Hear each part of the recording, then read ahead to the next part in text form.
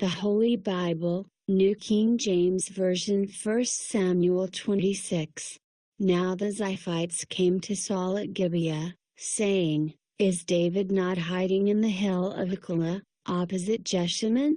Then Saul arose and went down to the wilderness of Ziph, having 3,000 chosen men of Israel with him, to seek David in the wilderness of Ziph. And Saul encamped in the hill of Hachilah, which is opposite Jeshimon, by the road. But David stayed in the wilderness, and he saw that Saul came after him into the wilderness. David therefore sent out spies, and understood that Saul had indeed come. So David arose and came to the place where Saul had encamped.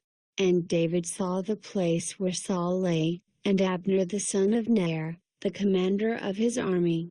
Now Saul lay within the camp, with the people encamped all around him.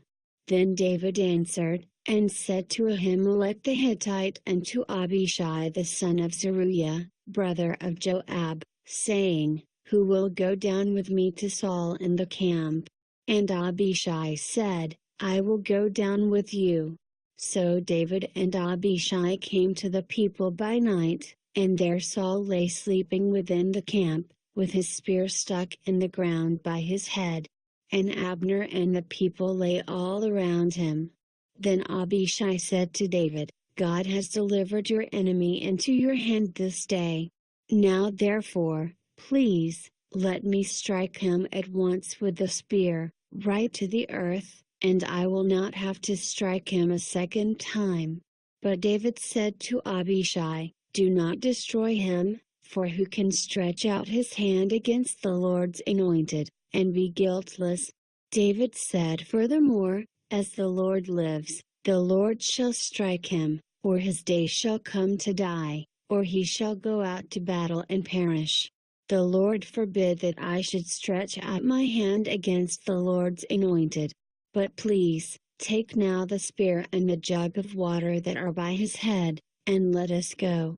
So David took the spear and the jug of water by Saul's head, and they got away, and no man saw or knew it or awoke.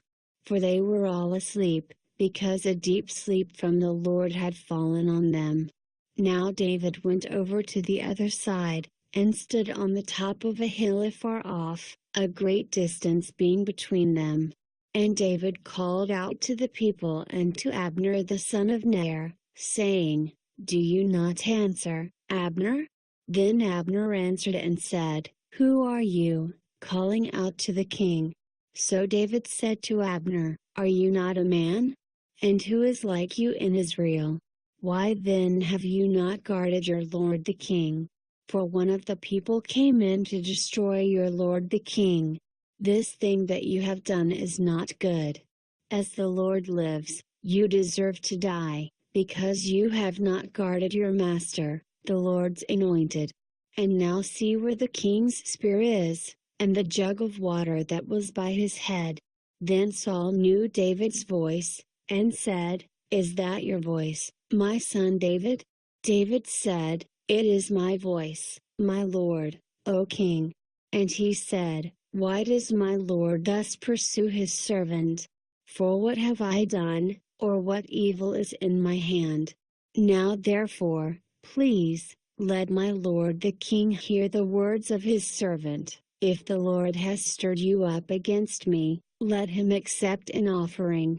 But if it is the children of men, may they be cursed before the Lord, for they have driven me out this day from sharing in the inheritance of the Lord, saying, 'Go, serve other gods.' So now, do not let my blood fall to the earth before the face of the Lord.